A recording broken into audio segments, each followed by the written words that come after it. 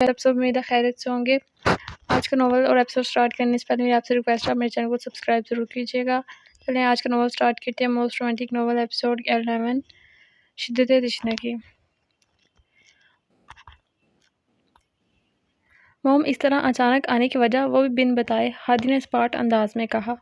उज़ा को महसूस हुआ कि इसे अच्छा नहीं लगा था। शायद इसकी मॉम डैड का आना किस तरह का इंसान था वो दिल ही दिल में सोच के रह गई थी। इसलिए तुम्हें पाल पोस कर बड़ा किया है मैंने, तुम मुझसे बदतमीज़ी कर सको। हादी वो सख्त लहजे में बोली। मोम क्या हो गया, आपको आज हमारी मीटिंग थी तो बस इसलिए पूछा कि अचानक कैसे आ गए। आप दोनों क्यों गुस्सा कर रही हो? बेगम जाने भी दो, हादी साहब हैं, कहा किसी की सुनते हैं। हादी के डैड ने कहा देख लें अब आप 9 महीने पेट में इसलिए रखा था कि बड़े होकर मेरी बेअदबी कर रहे हैं। वो इमोशनल होते हुए बोली। मोम कैसी हैं आप? इसी पल सिड आते इनके गले लगता बोला। उज़ा कमरे में साइड पर खड़ी इनकी बातें सुन रही थी। सिड का रवैया इतना अच्छा इनके साथ, वो वाकई बहुत स्वीट था। वो सिड के बारे में सोचते ब्लश करने लगी। डैड आप कैसे हैं? मैं ठीक हूँ बेटा। अच्छा मुझे ये बताओ कि नीलम से मिले हो तुम दोनों? इसकी मॉम ने संजीदगी से कहा। नो मॉम, और प्लीज़ अगर आप चाहती हैं कि हम इससे मिलें तो हमारी तरफ से इनकार है। इस बार सिड ने कहा। लेकिन क्यों? इसने अभी अभी अपनी यूनिक से डिग्री ली है और अब बिज़नेस करेगी। मैं चाहती हूँ कि तुम देखो, इससे मिलो। वो हादी के लिए बहुत पसंद आई है मुझे और हादी के साथ अच्छी लगेगी। तुम्हें इस बारे में सीरियस होने की ज़रूरत है। इसकी मॉम बोलते हुए हादी को देखने लगी। नो मॉम, मुझे किसी से नहीं मिलना। हादी ने साफ इनकार किया। उज़ा वहाँ खड़े खड़े भलकान हो रही थी।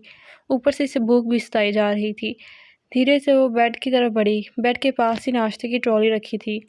वो हौले हौले कदम उठाती बेड पर जा बैठी और जूस का गिलास उठाते मुंह से लगाया। क्या तुम्हारे कमरे में कोई है? अचानक इसकी मॉम ने तेज़ी से दरवाज़ा खोलते कमरे में दाखिल हुई और उज़ा जल्दी से उठ खड़ी हुई। ये कौन है? वो चारों इस वक्त एक साथ उज़ा की तरफ देख रहे थे। वो नर्वस होते इधर उधर देखे जा रही थी। तो क्या अब बेडरूम में लड़कियां लाना भी शुरू कर दी हैं तुम लोगों ने? वो बहुत सख्त लहजे में बोली। इन भाइयों की तरफ देखने लगी। तो प्यारी कितनी पैसे हैं? प्यारी तो बहुत है, पैसे कितने लिए तुमने? इनकी पहली लाइन सुनकर उज़ा ज़रा सा ब्लश हुई, मगर आगे के अल्फाज सुन के इसे सांप सूंघ गया। मोम प्लीज़, हादी ने स्पार्ट अंदाज में कहा। ये उज़ा है और उज़ा ये मेरे मोम डैड हैं। सिड ने इसकी तरफ बढ़ते इसके कमर में हाथ डालते इसका तारफ़ करवाते बोला। इसको अच्छा लगा इसका इस तरह से इसकी ढाल बनना। वो हौले से मुस्कुराई। हेलो उज़ा, मैं नजीब हूँ और ये मेरी बीवी ज़रीना है। एक अधेड़ उम्र शख्स शफ़क़त भरे लहजे में बोला, जबकि इसके साथ खड़ी औरत चेहरे पर अभी भी नागवार तासरात लिए हेलो वो धीरे से सर हिलाती बोली। तो क्या ये लड़की तुम्हारी गर्लफ्रेंड है या फिर हादी की? इसकी जगह इसी लेकर आए हो उसकी जगह? इनकी मॉम संजीदगी से बोली, जबकि उज़ा इसकी बात सुनकर चौंकी। किसकी जगह इसे लाया गया था? वो किस बारे में बात कर रही थी?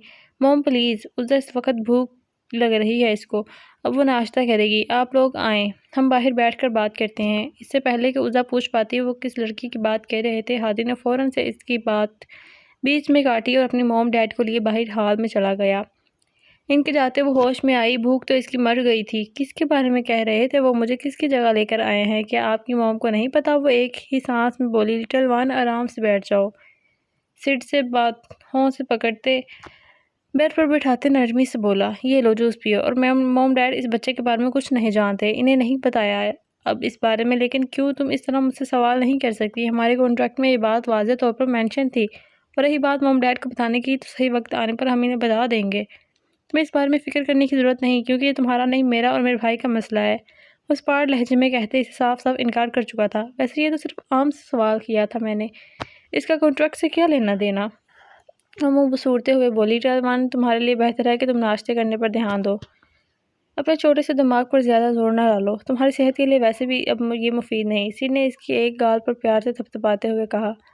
वो लड़की कौन? अब मज़ीद कोई सवाल नहीं, ये मेरा हुक्म है। अब चुपचाप नाश्ता करो। ये तुमसे नहीं हो पा रहा तो मुझे बताओ, मैं करवा देता हूँ। इसकी मैना खेजी से इसे देखती शरारत से कहा तो दांत भेज कर नाश्ता करने लगी थी। वेलकम। ओहो, आज बहुत खुश लग रही हो। सब ठीक तो है ना? सोफे जैसे ही अपार्टमेंट में दाखिल हुई उज़ा से गले लगती खुशी से बोली। गेस करो बस। सोफे पे बैठते इसे मुँह चढ़ाते बोली। शायद ईमान को कमरे से निकाल दिया, या फिर वो मर गई, या कुछ और। वो सोचते हुए बोली, नहीं, ये ईमान के बारे में नहीं, ये मेरे बारे में है। बस सोफे की बैक से टेक लगाते हुए बोली। تمہارے بارے میں تو کیا تم پریگننٹ ہو؟ صوفیہ خوشی سے اچھلتی ہاں، عزا نے شرماتے ہوئے اپنا نچلا ہونٹ دانتوں تلے دبایا۔ واو، یہ تو گڈ نیوز ہے، بہت بہت مبارک ہو، فائنلی وہ دن آ ہی گیا۔ صوفیہ نے اسے گلے لگاتے محبت سے کہتی اس کے گال پر پیار کیا۔ دونوں بھائی یہ بات جانتے ہیں، مجھ سے ویٹ نہیں ہو رہا، اب پتہ بھی نہیں چلے گا اور تمہارا ہی پیٹ بڑھتا جائے گا اور پھر ایک کیوٹ بیبی اس دنیا میں آ جائے گا، لیکن وہ دونوں تم سے بچہ لے لیں گے۔ کیا تم نے ان سے بات کی کہ وہ فیوچر میں بیبی سے تمہیں ملنے دیں گے یا نہیں؟ بے شک بیبی کو نہیں بتائیں گے کہ تم اس کی موم ہو، بس ملنے دیا کریں کبھی کبھار۔ صوفیہ نے کہا نہیں، اس بارے میں کوئی بات نہیں کی اور مجھے نہیں پتا کہ وہ کیا کہیں گے۔ وہ جانتی تھی وہ چاہے بیبی سے اٹیچ ہی کیوں نہ ہو جائے، پر وہ اس کا نہیں تھا، وہ بھائی اس سے بیبی لے لیں گے، یہ تو کانٹریکٹ میں تھا۔ پھر بھی اس کے دل سے ابھی سے محبت بھرنے لگی تھی بچے کے لیے۔ شاید ماں بننے کا احساس ہی ایسا ہوتا ہے کہ بچے سے لگاؤ ہوتا ہی جاتا ہے۔ وہ ناشتہ کر کے چپ چاپ ان کے اپارٹمنٹ سے چلی آئی تھی۔ وہ دونوں بھائی ہال میں اپنے موم ڈیڈ کے ساتھ بزی تھے۔ وہ دونوں نے ہی عزا کو جاتے دیکھا تھا لیکن روکنے کی کوشش نہیں کی، شاید وہ بعد میں غصہ کرنے والے تھے۔ اس کو سوچ کر ہی خوف محسوس ہوا۔ ایک تو اس کے ذہن میں اس کی موم کی بات بار بار گونج رہی تھی، آخر کس لڑکی کی جگہ عزا کو دی گئی تھی۔ ان بھائیوں نے وہ نہ چاہتے ہوئے بھی جیلس فیل کر رہی تھی۔ وہ سٹ سے پیار کرنے لگی تھی اور یہ پیار اب اس کے چہرے سے واضح ہونے لگا تھا اور اسے ڈر تھا کہ کہیں سٹ کو پتہ نہ چل جائے، ورنہ نہ جانے وہ کیا کہے گا۔ وہ اپنے خیالوں میں گم تھی کہ اس کو پتہ نہ چل پائے۔ صوفیہ نے اسے بازو سے جھنجھوڑتے ہوش دلایا، کیا ہوا، تم نے عابد کی پوسٹ دیکھی؟ کیا پوسٹ کیا ہے اس نے؟ صوفیہ نے پریشانی سے کہا، کیا میں نے تو نہیں چیک کیا؟ وہ عزا ناسمجھی سے بولی، اس نے پوسٹ کی ہے کہ کلاس کے سی آر جاذب نے کسی لڑکی کے ساتھ زبردستی کرنے کی کوشش کی تھی، تبھی اسے کالج سے نکال دیا گیا۔ اب وہ پتہ لگائے گا کہ وہ لڑکی کون تھی تاکہ وہ سب کے سامنے جا کر اب حقیقت بتائے اور کالج کو بھی فائن کروائے۔ صوفیہ نے اس کی پوسٹ پڑھی تھی، یہ سب کچھ ٹھیک نہیں ہے، اسے اندازہ نہیں ہے کہ یہ لکھنے سے اسے کتنا نقصان ہو سکتا ہے۔ اگر ان دونوں بھائیوں کو معلوم ہوا تو وہ عابد کی جان لے لیں گے۔ مجھے کسی بھی طرح عابد کو جا کے سمجھانا ہوگا تاکہ وہ سب نہ کرے، عزا نے فکر مندی سے کہا۔ ہاں، دونوں بھائیوں نے تو یہ معاملہ دبا دیا تھا، تو پھر عابد کو اس بارے میں پتہ کیسے چلا؟ صوفیہ نے سوال کیا۔ ہو سکتا ہے پولیس میں سے کسی نے یہ بات لکھی ہو، عزا نے اپنی رائے دی۔ جو بھی ہو بہت بے وقوفی کر رہا ہے، یہ بلا وجہ اپنی جان خطرے میں ڈال رہا ہے۔ صوفیہ نے کندھے اچکاتے پاؤں ٹیبل پر رکھا۔ ہاں، صحیح کہہ رہی ہو تم، میں ابھی جاتی ہوں اس کے پاس، عزا نے کہا اور فلیٹ سے باہر نکلی۔ ابھی نکلی ہی تھی کہ اس کا فون بجا۔ اس نے کال پک کی لیکن دوسری طرف سے کوئی نہیں بولا۔ اس نے کال کاٹ دی۔ اس نے دیکھا کہ ان نون نمبر تھا، تبھی دھیان نہ دیتے ہوئے وہ آگے بڑھ گئی۔ جیسے ہی وہ لفٹ میں انٹر ہوئی تو ایمان بھی سے لفٹ میں تھی۔ تم یہاں کیا کر رہی ہو؟ تو کیا ان دونوں بھائیوں کو اپنے جال میں پھنسانے کے لیے تم یہاں تک آ گئی؟ ایمان نے زہر بھرے لہجے میں کہا۔ میں اسی بلڈنگ میں رہتی ہوں ایمان، عزا نے اکڑ کر کہا۔ اوہ، تمہاری اتنی اوقات کب سے ہو گئی؟ یہاں اس لیے رہنے آئی ہو تاکہ ہر وقت ان دونوں بھائیوں کے سامنے جا سکو؟ حد ہو گئی، وہ منہ سوڑتے ہوئے بولی۔ اب یہ کیا کرنے آئی ہے؟ اس نے سوال کیا۔ مسٹر سعد کی ساتھ بزنس میٹنگ تھی، اس لیے آئی ہوں، وہ عزا کو گھورتے ہوئے بولی۔ تبھی لفٹ کھلی تو عزا اسے دل ہی دل میں صلواتیں سناتی لفٹ میں چلی گئی۔ ان بھائیوں کے فلیٹ میں اس کی موم ڈیڈ تھے تو ایمان یقیناً میٹنگ کے لیے ہی گئی ہوگی، اس نے سوچا اور بال جھٹکتے کار کی طرف گئی۔ اس نے کار کا دروازہ کھولنے کی کوشش کی تو ڈور لاک تھا۔ اس نے ڈرائیور کی طرف دیکھا تو لاک کیوں ہے، کھولو اسے، عزا نے کہا۔ سوری میم، لیکن باس کی اجازت کے بغیر آپ کو کہیں لے کر نہیں جا سکتا۔ ڈرائیور نے فون نکالتے ان کو کال ملائی۔ عزا دانت پیس کر اسے گھور کے رہ گئی۔ کیا مصیبت ہے، ان کی مرضی کے بنا وہ کہیں جا بھی نہیں سکتی تھی؟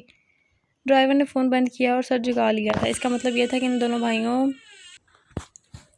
نے منع کر دیا تھا، مطلب میں کہیں نہیں جا سکتی۔ اس نے دانتوں تلے اپنا نچلا ہونٹ دباتی جیسے غصہ پینے کی کوشش کی تھی۔ ابھی وہ کچھ کہتے اسے بلڈنگ سے سٹ آتا ہوا دکھائی دیا۔ وہ یقیناً کافی سنجیدہ لگ رہا تھا، شاید وہ عزا پر غصہ کرنے آیا تھا۔ جو بھی تھا وہ بے حد پرکشش لگ رہا تھا۔ اس نے آتے ہی ڈرائیور کو اشارہ کیا تھا، وہ ڈور ان لاک کرتا سائڈ پر ہو گیا تھا۔ اگلے ہی پل سٹ نے اسے بازو سے پکڑ کر کار میں بٹھایا اور اس کے برابر میں بیٹھے ڈور لاک کیا۔ تو لٹل ون، اب بتاؤ کہاں جانا ہے جو اتنی جلدی سے بھاگی آئی ہو؟ سٹ اس کی تھوڑی سے پکڑ کر اسپاٹ لہجے میں کہا۔ وہ مجھے دوست کے گھر جانا تھا، وہ نظریں جھکائے بولی تھی۔ یقیناً اس دوست کا نام عابد ہوگا، سٹ نے بولتے ہلکے سے مسکرایا اور کہا۔ اس کی مسکراہٹ سٹ کے دل پر چھیڑخانی کر رہی تھی۔ ہاں، لیکن آپ کو کیسے پتا؟ وہ حیرانگی سے بولی۔ لٹل ون، تم واقعی کافی معصوم ہو، شاید تم بھول جاتی ہو کہ ہم کون ہیں، پر کچھ بھی پتہ لگانے کے لیے ہمارے لیے کوئی مشکل نہیں۔ وہ عزا کے گال پر نرمی سے لب رگڑتے سرگوشی نما آواز میں بول رہا تھا۔ عزا کا جسم تپنے لگا تھا۔ اس نے تیزی سے سانس لی۔ تمہارا اس طرح اکیلے جانا بالکل سیف نہیں۔ ہنی، جاذب نے ہی عابد کو اس بارے میں بتایا ہوگا، کیونکہ اس کے علاوہ اور کوئی نہیں جو یہ سب جانتا ہو۔ تم بتاؤ کہ تم نے کچھ غیر معمولی محسوس کیا؟ ان دنوں میں سڈ اس کی گردن میں مول دیے لبوں کو ہلاتے دھیمی آواز میں بول رہا تھا۔ ایک تو اس کا نرم لمس اور پھر اس کی میٹھی میٹھی محبت بھری آواز اس کو اس میں سمٹنے پر مجبور کر رہی تھی، اور وہ اس کے سینے سے لگتی اس میں چھپ سی گئی تھی۔ کسی نمبر سے کال آئی تھی، لیکن میں نے نوٹ نہیں کیا تھا۔ کوئی بھی نہیں بولا۔ عزا اس کی سینے پر انگلیوں سے دائرے بناتی دھیمی آواز میں کہا۔ اسے لگ رہا تھا جیسے سڈ اس کی کل کائنات تھا، جس طرح اس نے اسے باہوں میں سمیٹ رکھا تھا۔ وہ خود کو سیف فیل کر رہی تھی۔ کب سے؟ سڈ نے پھر سے سوال کیا۔ البتہ اسے اپنے لمس سے بھگونا نہیں روکا۔ جب سے فرانس سے واپس آئی تھے وہ عزا مزید سمٹ کر سڈ کے قریب ہوئی۔ فکر نہیں کرو، کچھ نہیں ہوگا، اس سارے معاملے میں ہم سنبھال لیں گے، تمہاری حفاظت ہماری ذمہ داری ہے۔ سڈ نے اس کے کان میں سرگوشی کر کے اس کی کمر کو سہلائے کہا تھا۔ اس کے مضبوط ہاتھ کو اپنی کمر پر رینگتا محسوس کر کے اس نے اپنی ریڑھ کی ہڈی میں سنسناہٹ سی محسوس کی تھی۔ ہر بار اس کے چھونے پر اسے پہلے جیسا احساس ہوتا تھا، جو اس کے تن بدن میں سرسرائر سا دوہرا دیتا تھا۔ اپنے گال گرم ہوتے ہوئے محسوس ہوئے۔ سڈ کے سینے سے سر اٹھاتے سڈ کی طرف دیکھنے لگی۔ سڈ نے اسے خود کو تکتا پایا تو ہولے سے مسکرا دیا، اور ایک ہاتھ سے اس کے پیٹ سے اس کی شرٹ کو ہٹاتے اس کے پیٹ میں سہلانے لگا تھا۔ عزا کے دل کی دھڑکنیں بے اختیار ہوئی تھیں۔ اس نے سختی سے اپنی آنکھیں مینچیں۔ اسے محسوس ہوا جیسے وہ ایک کپل ہو۔ سڈ خوش تھا اسے بیبی کو لے کر۔ جب کچھ دیر تک اس کا ہاتھ اسے اپنے پیٹ سے ہی رینگتا ہوا محسوس ہوتا رہا تو اس نے آنکھیں کھولیں۔ وہ کس طرح نرمی سے سہلا رہا تھا، جیسے بیبی کو پیار کر رہا تھا۔ عزا نے دل ہی دل میں شکر ادا کیا کہ سڈ نے اس پر غصہ نہیں کیا تھا، بلکہ اسے مزید پیار سے پیش آیا تھا۔ شاید وہ بھی عزا سے محبت کرنے لگا تھا۔ وہ خوشی سے پھولے نہ سما رہی تھی، زور سے اسے گلے لگ گئی تھی۔ شاید کوئی اور موقع ہوتا تو یقیناً سڈ اسے ایسا نہیں کرنے دیتا، بٹ اب بات کچھ الگ تھی۔ تبھی اس نے ہولے سے مسکرا کر اسے مزید خود میں بھیج دیا تھا۔ ناول کنٹینیو ہے۔ ناول کو مزید ریڈ کرنے کے لیے subscribe my channel. Thank you. Like and comment ضرور کیجیے گا، اور بتائیے کہ آپ کو ناول کیسا لگا۔